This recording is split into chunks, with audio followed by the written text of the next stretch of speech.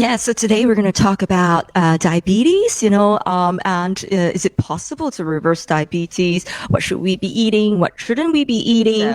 Really fabulous but ugly vegetable over. It's a bit of gourd, yeah. With management of diabetes, because I have seen in my own clinic where people's diabetes are so well controlled that they don't have to be on medication. And they asked me a question: Am I considered diabetic free? I said, yeah, you are for the time being.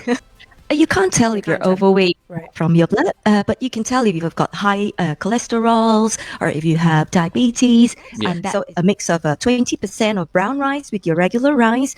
And then what you want to do is just to thinly slice. I'm just going to do a light stir fry. You could choose to, mince some or garlic in there. Nice, like pancake looking thing. Yeah.